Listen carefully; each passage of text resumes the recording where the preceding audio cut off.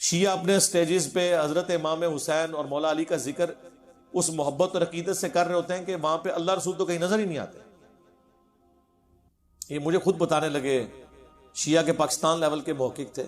وہ شاہ جی کون وہ جو فوت ہو گئے, وہ جو کشمیری تھے, شجاع عباس صاحب. شجاع عباس صاحب رحمہ اللہ, اللہ تعالیٰ انہیں نیک کاموں کا اجر دے, ان کی برائیوں سے درگزر فرمائے. بڑے محقق آدمی تھے. تو ایک دفعہ میں افطار کے لیے ان کے گھر گیا, I-10 میں, اسلام آباد میں نا.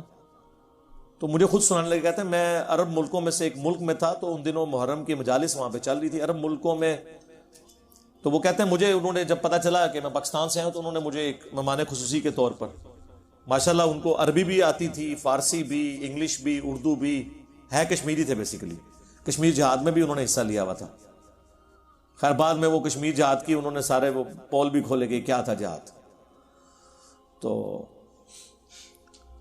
وہ کہتے ہیں کہ وہاں پہ اس مجلس میں بیٹھا ہوا تھا, تو ایک نوجوان کو جب بلایا گیا سٹیج پہ تقریر کرنے کے لیے, تو آپ پتہ نوجوان تو نوجوان ہی ہوتے ہیں, زمین و آسمان کی کلابیں ملا دیتے ہیں. اس نے حضرت علی کی تعریف کرتے کرتے اس لیول تک وہ آگے چلا گیا کہ یعنی نبی علیہ السلام کو حضرت علی کی نسبت سے ماننا شروع ہو گیا. نعوذ باللہ, غلوف کر گیا نا. تو سنی بھی تو یہی کر رہے ہیں نا. سنیوں کا نزدیک عبد القادر جیلانی کے جو شعبدہ بازیاں جو انہوں نے مشہور کی ہوئی ہیں, ان کے بارے میں جو کچھ کرامات مشہور کی ہیں, وہ تو کسی نبی کو بھی حاصل نہیں ہے. تو وہی والی چیز ہے. تو وہ کہتے ہیں مجھے اتنا غصہ آیا, میرا ارادہ ہوا کہ میں اسے وہیں پہ کھڑے ہو کے, ظاہر مہمان خصوصی تھا, تو میں اس اسٹیج پہ جا کے نا اسے روکوں. کہتے ہیں میں نے اس کے باپ جو پورا آرگنائزر تھا نا وہاں پہ, اس کی طرف میں نے دیکھا کہ یار یہ کیا کر رہا ہے. کہتا ہے اس کا باپ اٹھا, اس نے جا کے اس کو پہلے تو مارا تھپڑ پبلکلی, اور کہا کہ میں نے تجھے پہلے بھی سمجھایا تھا کہ یہ تو کون سا دین بیان کر رہا ہے. مولا علی یہاں پہ موجود ہوں تو یہ تیری تقریر سن کے خوش ہوں گے. اس کی تقریر کے دوران اسے چھڑوا دیا. تو ایسے اہمیت رکھنے والے لوگ بھی موجود ہوتے ہیں جنہیں پتہ یہ کام غلط ہو رہا ہے. تو باقی حقیقت بات ہے, اوورآل جو کلچر ہے وہ شخصیت پرستی کا ہے, اور اسلام میں شخصیت پرستی بالکل نہیں ہے. یار اگر اسلام میں شخصیت پرستی ہوتی تو سب سے زیادہ حقدار رسول اللہ تھے صلی اللہ علیہ وسلم. آپ کی سینسٹیوٹی کا لیول آپ لوگوں کو پتہ ہے. صحیح مسلم میں حدیث ہے, ایک خطیب نے خطبہ دیتے ہوئے کہہ دیا, من یطع اللہ ورسولہ فقد رشد, جو کوئی اللہ اور اس کے رسول کی اطاعت کرے وہ کامیاب ہو گیا. ومن یعصہما, اور جو ان دونوں کی نافرمانی کرے, فقد غوا, وہ بہک گیا. جملے میں کوئی لٹریچر کی غلطی نہیں تھی, آؤٹ آف کانٹیکسٹ بھی نہیں تھا. جو اللہ اور اس کے رسول کی اطاعت کرے وہ کامیاب ہوا, اور جو ان دونوں کی نافرمانی کرے وہ بہک گیا. نبی الاسلام کو غصہ آیا, فرمایا بئس الخطیب انت, اور ایک کتنا برا خطیب ہے تو, تجھے تو کہنا چاہیے تھا وَمَن يَعْصِ اللَّهَ وَرَسُولَهُ فَقَدْ غَوَا, جو اللہ اور اس کے رسول کی نافرمانی کرے وہ گمراہ ہوا. تو نے یہ کیوں کہا کہ جو ان دونوں کی کرے؟ یہ 2010 نمبر حدیث ہے صحیح مسلم میں, اور ابو داؤد میں تو اس کے آگے بھی الفاظ ہیں. نبی علیہ السلام نے کہا قم اذهب, اٹھ اور ادھر سے نکل جا. جی میٹھی میٹھی باتیں بھائی, توحید اسی طرح ہی ہوتی ہے. اور جب بیٹھا ہو امام الموحدین صلی اللہ علیہ وآلہ وسلم, اٹھ نکل جائے ادھر سے. یعنی اس ٹائم تو اپنی شکل بھی مجھ سے دور کر دے. اور یار اس کو تو چھوڑ دے. مجھے بتائیں, میرے اور آپ کا تو ایمان کسی لیول کا نہیں ہے. میرے سامنے آ کے کوئی جھکے, مجھے سجدہ کرے, آپ کے ساتھ ایسے کرے, آپ کو ہاتھ پاؤں نہیں پڑ دیں گے؟ آپ یار منو مروان لے یار کہیں گے نا. آپ ذرا امیجن کریں, جس شخصیت نے آپ کو اللہ کا تعارف کروایا اس کی توحید کس لیول کی ہوگی؟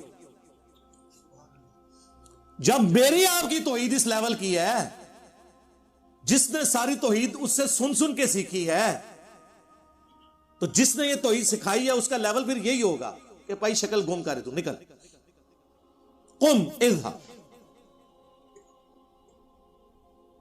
اس نے نہیں آگے سے کہا کہ یا رسول اللہ میں نے آپ کو مستقل بذات نہیں مانا, میں نے آپ کو ذاتی نہیں عطائی مانا ہے, بالاذن مانا ہے, اور میرے بارے میں آپ گمان بھی کر سکتے ہیں میں آپ کو اللہ کے مقابلے میں کھڑا کروں گا، جبکہ میرا جملہ بھی آؤٹ آف کانٹیکسٹ نہیں ہے، میں نے پہلے ذکر کر لیا. اور عموماً لٹریچر میں ایک بات کو بار بار ریپیٹ کرنا لٹریچر کے حسن کے خلاف ہوتا ہے. ایک دفعہ آپ نے ذکر کیا نا کہ وہ مثلا میں کہوں کہ زید اور بکر فلاں جگہ کے، اور اس کے بعد پھر کہوں گا ان دونوں نے یہ کیا، ان دونوں نے یہ کیا، یہ ہم کہتے ہیں. تو اس نے تو کہہ دیا تھا نا من یطع اللہ ورسولہ فقد رشد، جو اللہ اور اس کے رسول کی اطاعت کرے وہ کامیاب ہوا، جو ان دونوں کی نافرمانی کرے وہ بہک گیا. تو اس میں کون سی لٹریچر کی غلطی تھی؟ لیکن سینسٹیوٹی لیول توحید کا آپ دیکھیں، کہا دونوں کیوں کہا؟ تعلق قادری صاحب ایسے کہتے رہنے کہ جو بابا جی آتے ساڑھے بابا جی آتے سن جی ہک ہے ہک ہے ہک ہے، جڑا ہک کی ڈو آ کے وہ کافر و مشرک ہے، اور بھائی جڑا ڈو کی ہک آ کے وہ کافر و مشرک ہے. ہک ہے تعلیمات میں من یطع الرسول فقد اطاع اللہ، جس نے رسول کی اطاعت کی اس نے اللہ کی. اسی طریقے سے صحابہ کرام اکثر سوال کے جواب میں کہتے تھے اللہ اور اس کا رسول بہتر جانتے ہیں.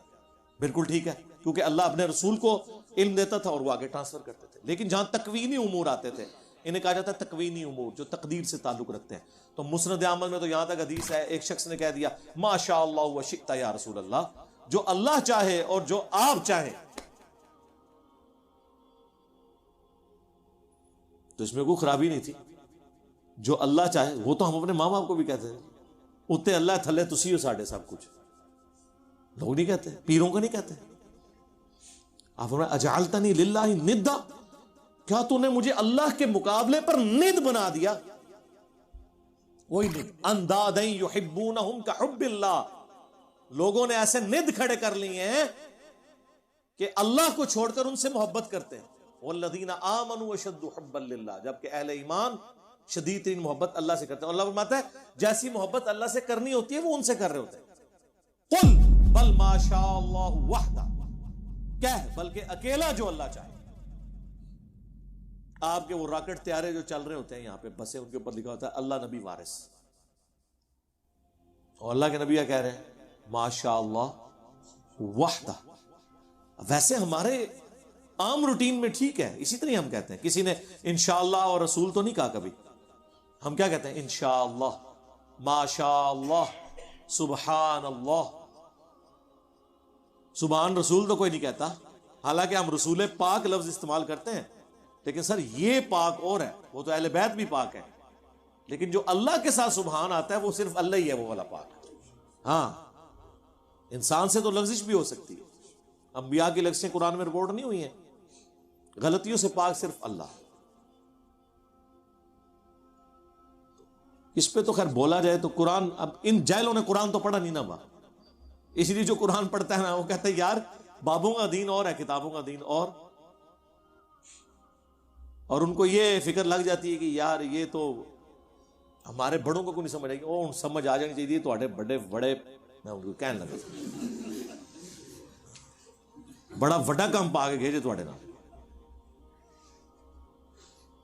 کیوں نہیں سمجھ آ رہی؟ آپ نے کیسے فکس کر لیا کہ وہ ٹھیک تھے؟ وہ غلط کر کے گئے آپ کے